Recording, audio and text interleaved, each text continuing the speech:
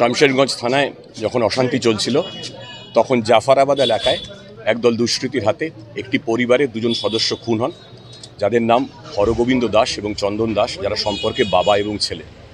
এই মামলার তদন্তে আমরা একটা বিশেষ investigation team, special investigation team set গঠন করি, যাতে স্থানীয় থানা, জেলা পুলিশ ছাড়াও সিআইডি, আইবি এবং এসটিএফের অভিজ্ঞ অফিসাররা আছেন। এই মামলার তদন্তে আমরা এলাকা থেকে গত দুদিনে বিস্তারিত সিসিটিভি ফুটেজ আমরা সংগ্রহ করি।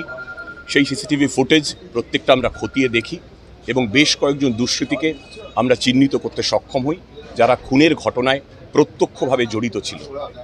গত রাতভর অভিযান চালিয়ে এদের মধ্যে দুজন দুষ্কৃতীকে আমরা গ্রেফতার করতে পেরেছি, যারা এই খুনের ঘটনার সঙ্গে প্রত্যক্ষভাবে যুক্ত ছিল। যাদের গ্রেফতার করেছি তাদের নাম হলো কালু নাদাব এবং দিলদার নাদাব। এরা সম্পর্কে ভাই। এরা দিগরি এলাকার বাসিন্দা, যেটা জাফরাবাদ সংলগ্ন এলাকা।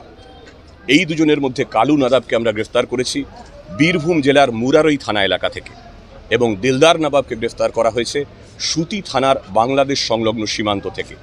এই দুজনকেই আমরা আদালতে পেশ করছি, তাদের পুলিশি হেফাজতের আমরা আবেদন জানাচ্ছি।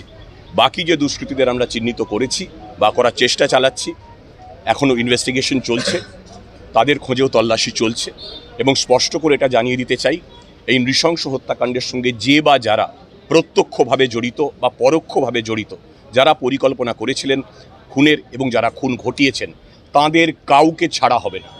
আমরা প্রত্যেককে ধরব, প্রত্যেককে অ্যারেস্ট করব, দ্রুত তদন্ত শেষ করব এবং যত দ্রুত সম্ভব তাদের শাস্তি আমরা সুনিশ্চিত করব। এইটা হচ্ছে খুনের ব্যাপারে বলা।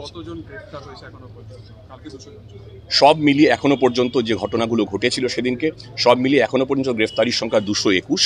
গতকাল থেকে কোনো ধরনের অশান্তির খবর নেই। প্রায় গত 48 ঘন্টা হয়ে গেল। পরিস্থিতি আপনারাও দেখতে পাচ্ছেন স্বাভাবিক হয়ে আসছে, দোকানপাট খুলেছে। আমরা আশা করব শহর খুব দ্রুত আরও স্বাভাবিক হয়ে সম্পূর্ণ স্বাভাবিক ছন্দে ফিরে আসবে। রাজ্য পুলিশ এবং বিএসএফ, সিআরপিএফ টহল দিচ্ছে, আপনারা দেখতে পাচ্ছেন। রুট মার্চ হচ্ছে, চেকিং হচ্ছে, পরিস্থিতি শান্ত আছে, নিয়ন্ত্রণে আছে। গুজব যাতে ছড়ানো না হয় সেজন্য আমরা ব্যবস্থা নিচ্ছি এবং নেব। ফেসবুক, এক্স হ্যান্ডেল, ইনস্টাগ্রাম এবং ইউটিউবে আমাদের সাইবার ক্রাইমের তরফ থেকে এখনও পর্যন্ত 1093টি ফেক অ্যাকাউন্ট বা এমন কোনো অ্যাকাউন্ট যা থেকে প্ররোচনামূলক, উস্কানিমূলক বক্তব্য পেশ করা হচ্ছিল যাতে সম্প্রীতি ব্যাহত হয়, সেরকম 1093টি সোশ্যাল মিডিয়া অ্যাকাউন্টকে এখনও পর্যন্ত আমরা ব্লক করে দিয়েছি। এই প্রক্রিয়াটা চলবে। গুজব মানুষের মধ্যে বিভ্রান্তি তৈরি করে, একটা অবিশ্বাসের বাতাবরণ তৈরি করে, সেটা আমরা প্রতিহত করব এবং সাধারণ মানুষকে বলবো গুজবে কান দেবেন না। এবং যারা গুজব ছড়াচ্ছেন, এই 1093টা অ্যাকাউন্ট বাদ ছাড়াও তাদের বিরুদ্ধে আইনি প্রক্রিয়া সেটাও আমরা চালু করেছি। Thank you.